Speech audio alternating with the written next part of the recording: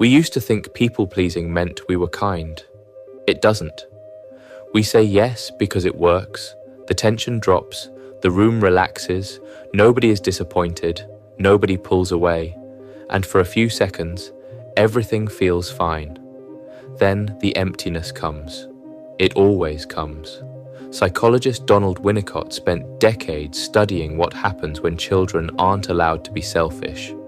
When a caregiver is too fragile, too preoccupied, too unavailable to handle a child's real needs. And what he found was not a story about bad parenting. It was a story about survival, and most of us are still living it. We used to think the false self was about vanity, performing for status, pretending to be more impressive than we are. It isn't. The false self is a survival mechanism, built in childhood, before we had language for it, before we understood what we were trading. And it works by making us agreeable, accommodating, and easy to be around at the cost of everything real about us.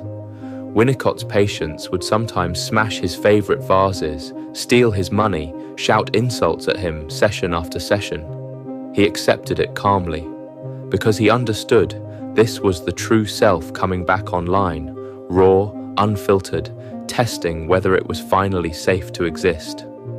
A 2025 study of 2,203 university students confirmed what Winnicott observed clinically. Higher people-pleasing tendencies were directly linked to lower mental well-being, more anxiety, and measurable identity erosion. This is not a personality flaw. This is a blueprint we inherited, and blueprints can be redrawn. We used to think we knew ourselves, our preferences, our limits, what we actually want. Most of us don't. In 1999, psychologist Daniel Simons asked subjects to count basketball passes in a video. A simple task, total focus. And halfway through, a man in a gorilla suit walked into the frame, beat his chest, and walked off. 50% of subjects never saw him. Not careless, not inattentive.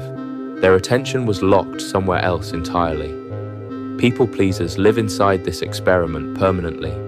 Every room we enter, every conversation we have, our attention locks onto one question. What does this person need from me right now? And our own signals walk right through the frame, unnoticed, every time. Every act of submission reinforces this.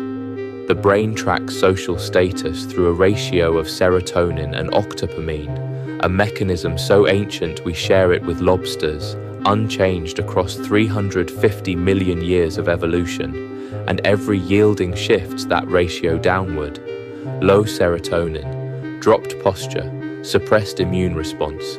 The body keeps score, even when the mind insists it was fine. We don't stop people-pleasing by becoming difficult. We stop by becoming honest.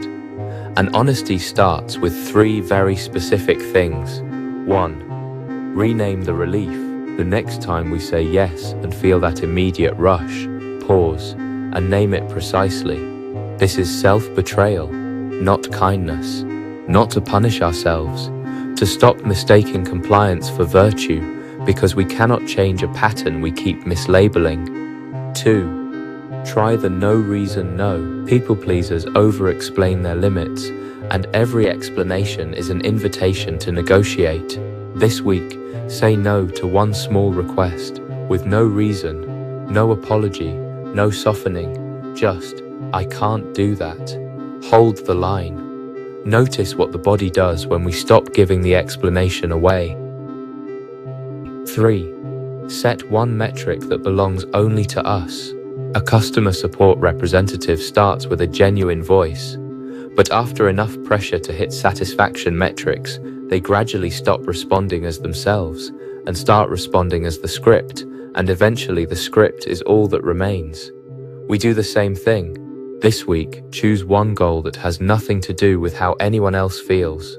Finish something, make something, sit quietly for 10 minutes, not for anyone, just because we chose it. Action creates the self, not reflection, not intention, action. The performance started early, before we had words for it, before we understood what we were trading, and by the time most of us noticed, the script had become the only version of us that anyone ever saw. We traded our needs for safety, our wants for approval, our voice for peace, and somewhere along the way, we forgot that was a trade at all. The question worth sitting with, if we stopped performing for a single day, who would actually be left standing there,